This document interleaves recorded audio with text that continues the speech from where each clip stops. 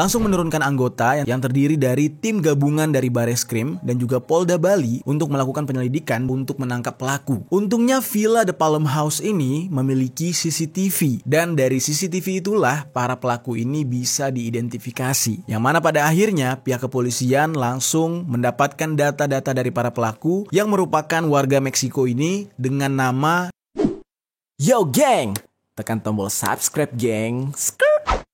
Hey yo, what's good? Welcome back to Kamar Jerry.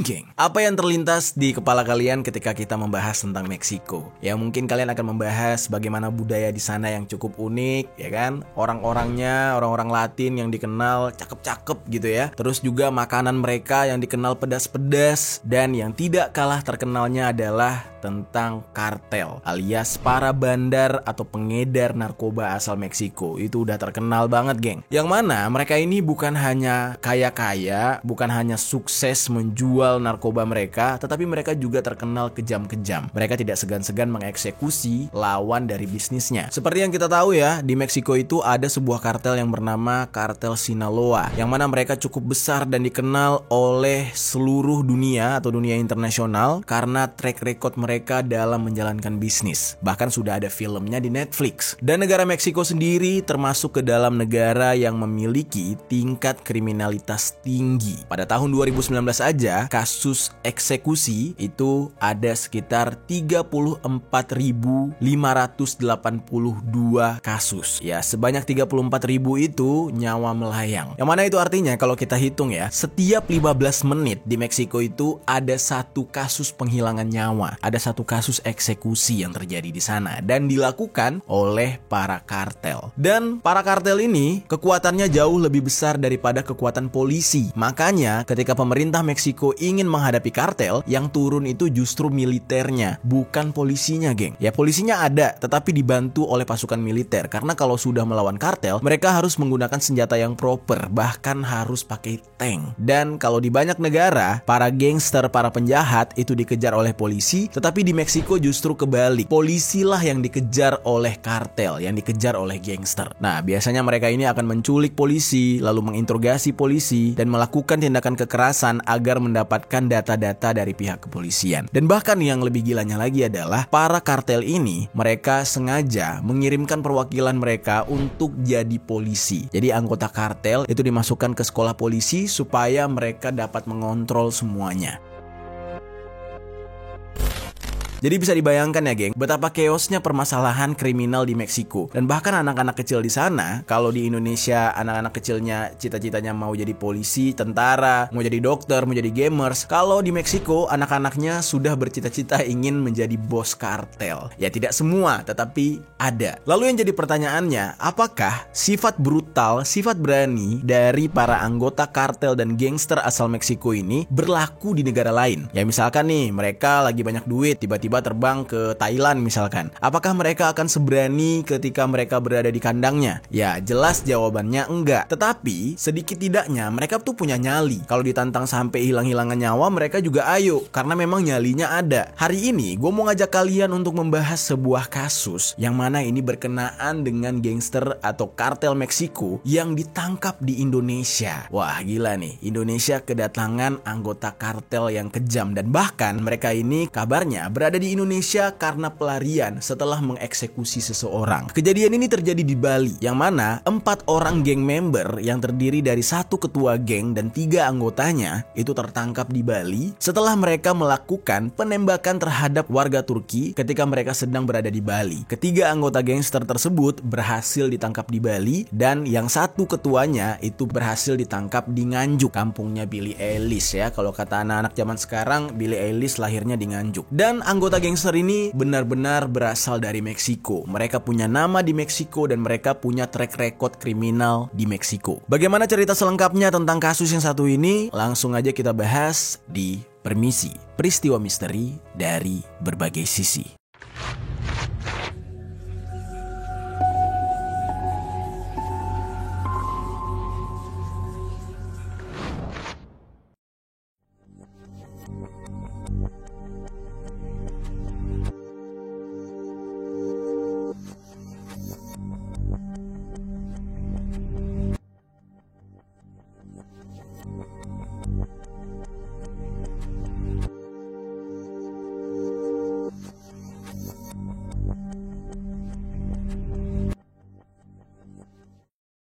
Oke, kita langsung aja ke kronologinya. Apa sih yang dilakukan oleh para gangster Meksiko ini di Bali dan mengapa mereka akhirnya ditangkap?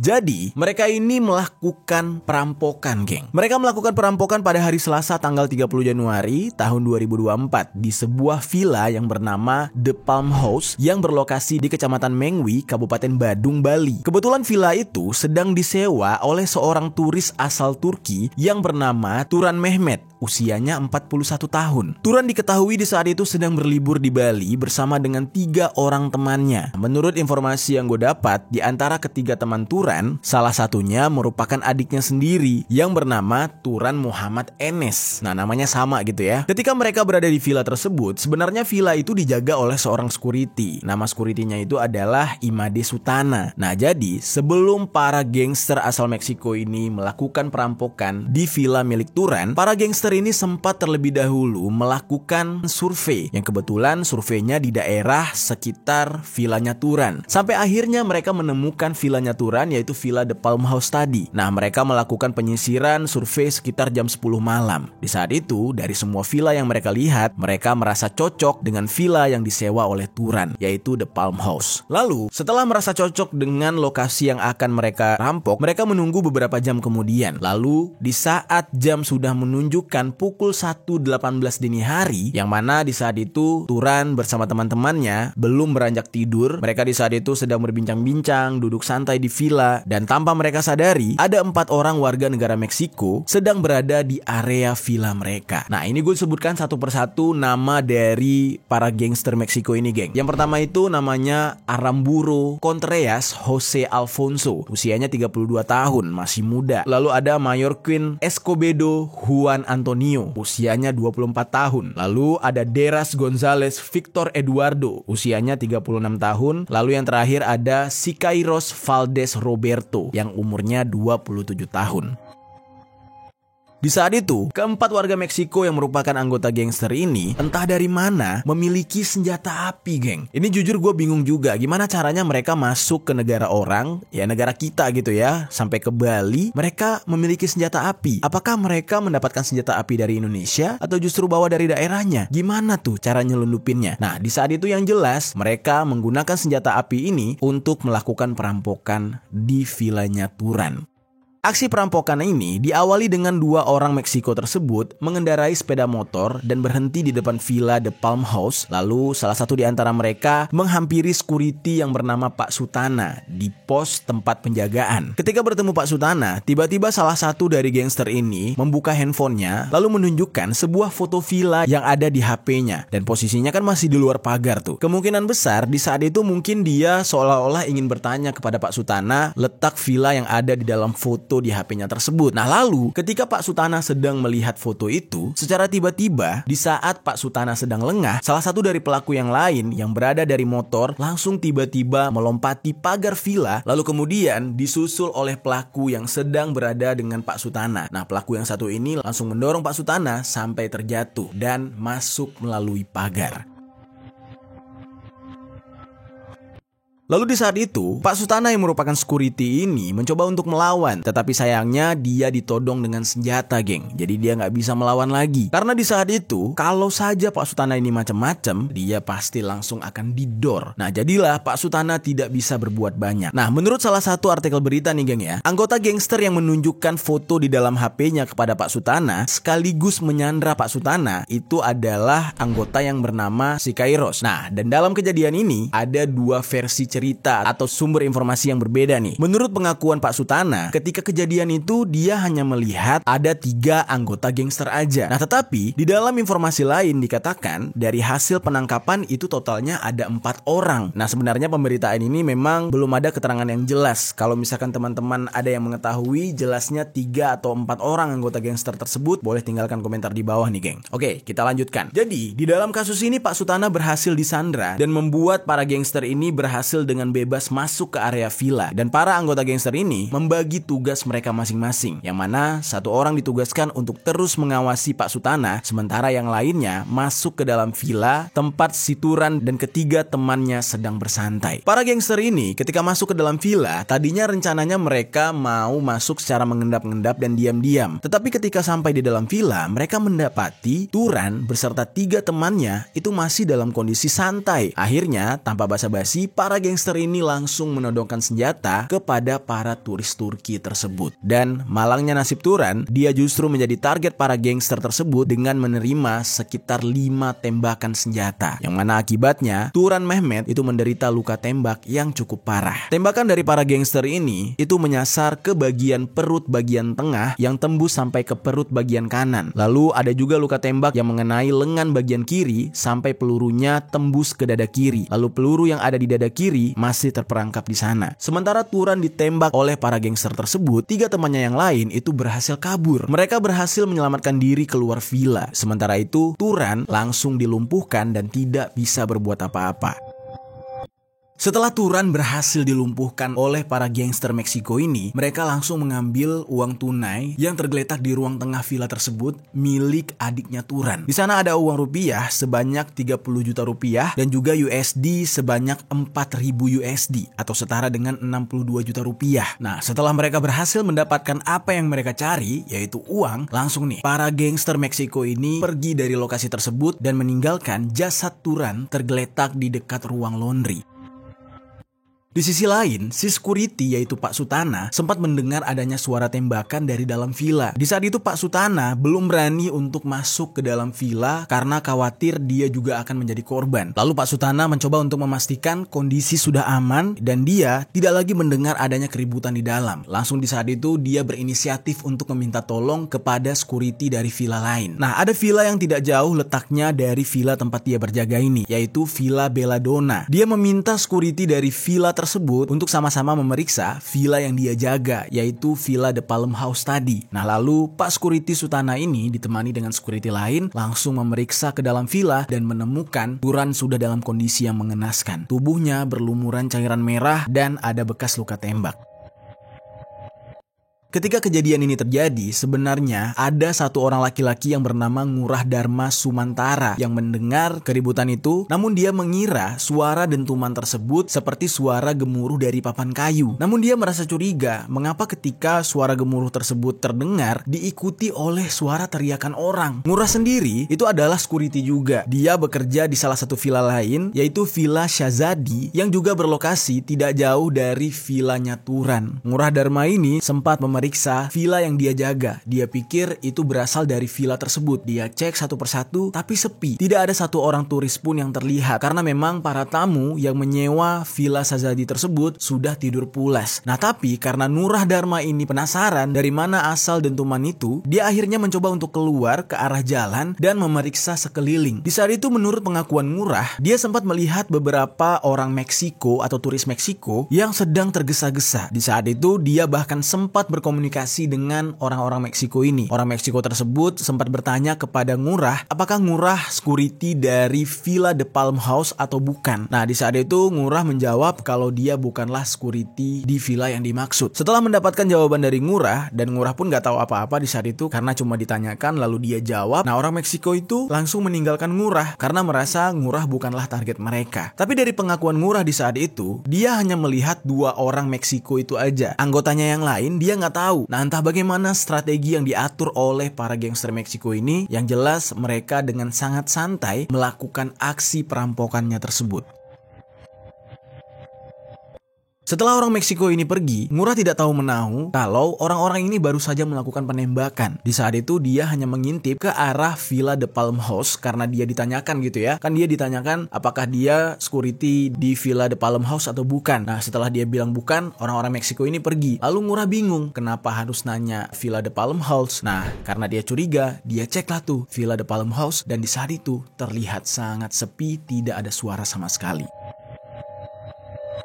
Menurut salah satu artikel berita nih geng ya, dikatakan korban dalam aksi ini, yaitu warga Turki yang bernama Turan, itu berhasil selamat dari maut pasca mendapatkan luka tembak. Nah di saat itu dikatakan Turan langsung dilarikan ke rumah sakit dan sempat melaporkan kejadian ini kepada pihak kepolisian. Lalu pihak kepolisian yang sudah mendapatkan laporan ini langsung menurunkan anggota yang terdiri dari tim gabungan dari Bareskrim dan juga Polda Bali untuk melakukan penyelidikan untuk menangkap pelaku. Untungnya Villa The Palm House ini memiliki CCTV dan dari CCTV itulah para pelaku ini bisa diidentifikasi. Yang mana pada akhirnya pihak kepolisian langsung mendapatkan data-data dari para pelaku yang merupakan warga Meksiko ini dengan nama Aramburo Contreras Jose Alfonso, lalu ada Mayor Queen Escobedo Juan Antonio, Deras Gonzalez Victor Eduardo, dan yang terakhir Sicarios Valdez Roberto. Pihak kepolisian segera mencari keberadaan 4 gangster Meksiko ini. Lalu singkat cerita, didapatkanlah informasi kalau mereka ini sedang berada di sebuah rumah sewaan di daerah Jalan Jempiring, Desa Ungasan, Kecamatan Kuta Selatan, Badung, Bali.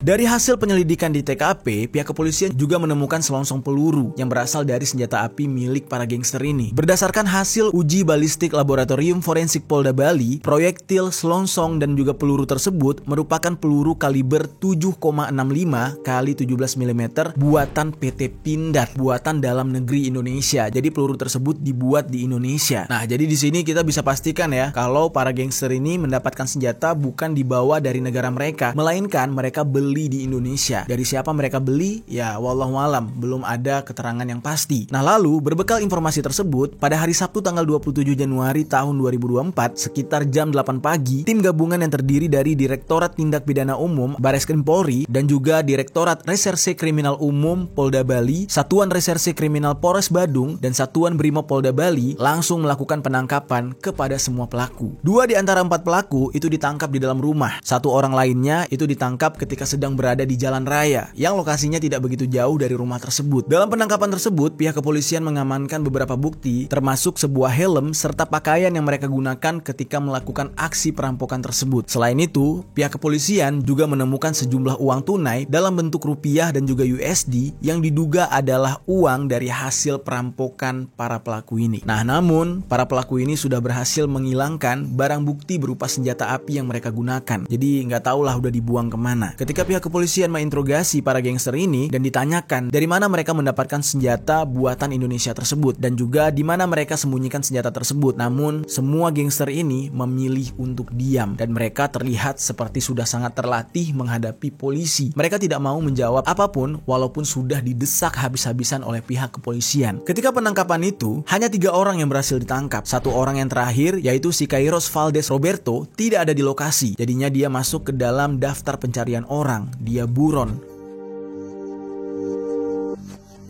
Dari sumber yang gue dapat nih geng, dikatakan memang Sicarios ini tidak tinggal bersama 3 orang yang sudah tertangkap. Dia itu tempat tinggalnya berbeda. Jadi ketika 3 temannya ini tertangkap, dia langsung mendapatkan informasi itu dan langsung berencana untuk melarikan diri. Karena Sicarios ini tidak diketahui keberadaannya, pihak kepolisian Bali memperluas pencarian hingga ke Jawa Timur dengan melakukan koordinasi kepada pihak Polda Jatim. Lalu kemudian Polda Jatim mendapatkan informasi kalau Sicarios ini sempat terlihat di perbatasan antara Banyuwangi dan Bali. Dikatakan dia sudah menyeberang dan berencana ingin melarikan diri ke Jakarta. Nah, lalu ada informasi lain lagi yang mengatakan kalau Sicarios ini sempat terlihat di Nganjuk. Dia melarikan diri dari Bali ke Nganjuk dengan mengendarai sebuah mobil sewaan. Dan setibanya dia di Nganjuk, Sicarios pura-pura check-in di sebuah hotel untuk mengelabui polisi. Nah, tidak lama setelah itu, dia pergi ke terminal yang berada tidak jauh dari hotel untuk naik bus dengan tujuan ke Surabaya. Barulah rencananya nanti dari Surabaya itu dia akan segera terbang ke Jakarta. Nah, namun malang nasibnya Sicarios tertangkap duluan oleh pihak kepolisian. Penangkapan dari Sicarios ini dilakukan pada hari Selasa tanggal 30 Januari tahun 2024, tepatnya di jam 3 sore. Di dalam penangkapan tersebut, Polda Bali dan juga Bareskrim berkoordinasi dengan Polda Jatim dan Polres Nganjuk. Nah, di dalam penangkapan Sicarios ini, terlihat dia sedang mengenakan tas ransel dengan baju berwarna hitam dan celana berwarna biru dongker, dan dia ditangkap di pinggir jalan di area terminal oleh beberapa anggota polisi. Di dalam penangkapan itu, Sicarios tidak banyak melawan. Dia langsung diborgol oleh polisi polisi dan dilumpuhkan. Nah, setelah Siqueiros ini ditangkap, dia langsung digiring ke Bali menggunakan pesawat untuk diserahkan ke pihak kepolisian Bali. Di dalam penangkapan Siqueiros ini, polisi mengamankan sebuah tas ransel, 2 handphone, 2 pasang sepatu, 1 kotak handphone, topi, charger, dan juga tas kecil merek LV atau Louis Vuitton yang berisi 1 lembar uang pecahan Rp50.000 serta 2 lembar uang pecahan Rp20.000. Menurut dari hasil penyelidikan nih geng, setelah semua pelaku ini ditangkap, diketahui para korban itu merupakan orang-orang berkebangsaan Turki. Nah, sementara pelaku yang berasal dari Meksiko ini tidak mengenal sama sekali para korbannya itu. Mereka memang mencari korbannya secara random. Lalu berdasarkan catatan dari perlintasan imigrasi, para korban justru lebih duluan datang ke Bali, yaitu tepatnya pada tanggal 7 Desember tahun 2023. Sementara para gangster Meksiko ini datang 5 hari setelahnya, tepat di tanggal 12 Desember tahun 2023. Nah, jadi bayangin tuh geng, nih para turis Meksiko belum sampai setahun di Indonesia sudah berani melakukan aksi perampokan. Nah, lalu Siqueiros sendiri itu menggunakan visa turis untuk tujuan wisata seperti Turan. Dan Siqueiros itu memiliki peran penting di dalam aksi ini karena dialah si ketua gengnya. Dan dia juga yang mengatur rencana serta strategi dalam perampokan tersebut. Dia tidak hanya sebagai otak perencanaan perampokan ini, tetapi dia juga yang berperan untuk mengamati situasi serta kondisi di sekitar lokasi sebelum melakukan aksi perampokan itu, karena memang mungkin dia sudah berpengalaman melakukan hal ini ketika berada di negaranya. Tapi sayangnya ya geng, sampai detik ini pihak kepolisian belum menjabarkan sebenarnya mereka ini terafiliasi atau terikat dengan geng mana, apa nama geng mereka di Meksiko. Karena sejauh ini semua pelaku yang sudah ditangkap itu sama sekali tidak mau buka mulut, mereka sama sekali tidak mau berbicara dan tidak kooperatif kepada polisi. Ya, seperti yang kita tahu geng, para gangster-gangster asal Meksiko ini mereka lebih baik dicabut nyawanya ketimbang harus berkhianat dengan membocorkan data-data milik gengnya. Jadi mereka itu benar-benar setia dengan gengnya. Jika penangkapan awal 3 orang gangster ini, polisi tidak menemukan senjata, tetapi setelah si ketuanya atau Siqueiros ditangkap, polisi barulah berhasil menemukan senjata api berjenis Baikal Makarov yang dibuang tidak jauh dari sekitar TKP. Dan para pelaku mengakui kalau senjata itulah yang mereka gunakan ketika melakukan aksi perampokan terhadap Turan dan teman-temannya. Walaupun senjata api yang digunakan untuk menembak Turan sudah ditemukan oleh polisi, tetapi pihak kepolisian masih belum menemukan 2 senjata api lain milik para pelaku ini.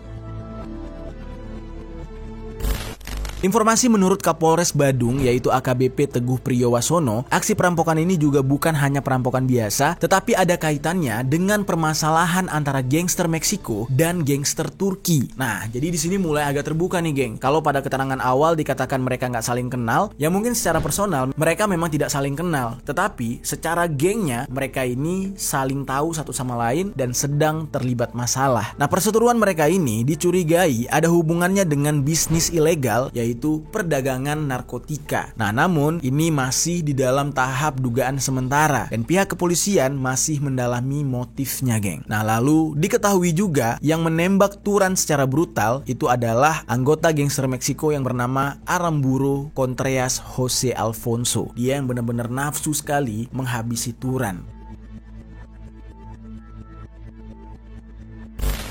Lalu geng, ada hal yang menarik di dalam kasus ini geng, yaitu senjata serta peluru yang digunakan oleh para gangster Meksiko ini. Nah, seperti yang gue bilang sebelumnya, proyektil, selongsong, dan peluru kaliber 7,65 x 17 mm yang mereka gunakan itu dibuat oleh PT Pindad, yaitu sebuah perusahaan senjata milik Indonesia atau yang berada di Indonesia. Berdasarkan informasi yang gue dapat nih geng ya, kalau peluru yang digunakan oleh para perampok ini justru jenisnya sama dengan peluru yang digunakan oleh pihak kepolisian Indonesia. Nah, jadi dengan kata lain, ya peluru itu adalah peluru khusus yang didapatkan oleh angkatan bersenjata kita, Pak Polisi kita. Nah, hal ini justru menimbulkan rasa curiga. Dari mana para gangster ini mendapatkan senjata resmi milik polisi Indonesia? Berarti apakah ada oknum yang mencoba untuk mensabotase? Ada oknum yang memperjualbelikan secara ilegal senjata kepada para gangster ini? Dan di dalam konferensi pers, setelah semua tersangka ini tertangkap ya, 4 orang Meksiko tadi, ada beberapa barang bukti lain yang diamankan, yaitu 1 sepeda motor Yamaha NMAX berserta dengan GPS, lalu 1 sepeda motor Yamaha Lexi, dan yang terakhir 1 sepeda motor Honda EDV. Memang ketiga kendaraan ini merupakan kendaraan sewaan yang digunakan oleh para tersangka ketika melakukan aksi perampokan. Nah, lalu pihak kepolisian juga menyita 2